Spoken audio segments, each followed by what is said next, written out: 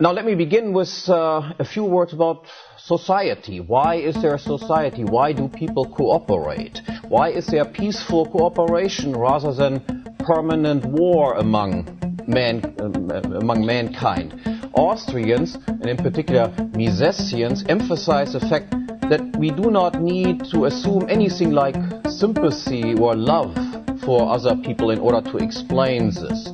Self-interest, that is to prefer more over less, that is entirely sufficient to explain this phenomenon of cooperation. Men cooperate because they are able to recognize that production under division of labor is more productive than self-sufficient isolation. Imagine just that we would withdraw from division of labor and you would immediately recognize that we would be desperately poor. Most of mankind would immediately die out. Now, note one important thing here, and I'll come back to this. What this explanation implies and what it does not imply. It does not imply, of course, that there will be always and without any exception or disturbance nothing but peace among men. There are always robbers and murderers around, and every society somehow has to deal with these types. But what it does imply is that the Hobbesian account of the emergence of peaceful cooperation is fundamentally misconceived. Thomas Hobbes assumed that people would be permanently at each other's throat if it were not for some independent third party, that is the state, of course, to make peace among them. Now, but what you notice immediately what kind of curious construction this is. People are assumed to be bad wolves, and they can be turned into sheep if another third wolf is made to rule above them.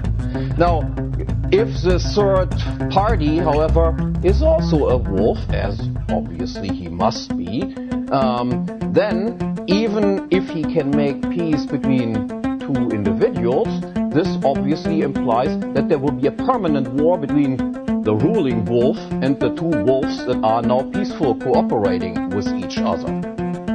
Now, what this implies is something of great importance. That is, there must be no state or there must be no independent third party in order to have cooperation between two individuals. Which you can also recognize immediately if you just look, for instance, at the international scenery. There exists no such thing as a world government, at least not yet, and still people of different countries peacefully cooperate with each other. Or, even out of the greatest social chaos, always cooperation emerges again. Now, what this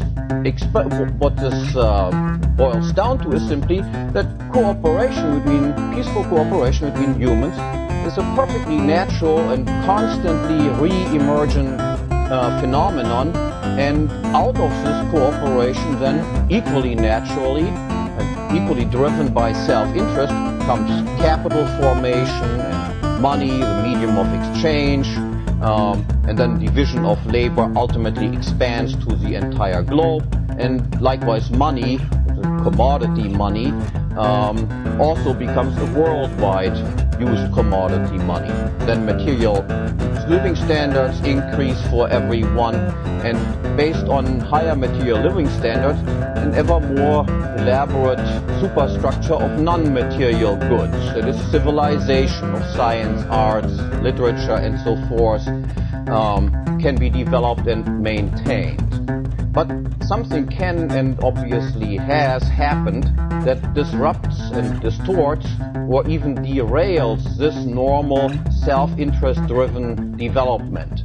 And this is, of course, the state, which I will define initially, rather abstract, as a compulsorily funded territorial monopolist of protection. It is a monopolist of defense and the provision and enforcement of law and order.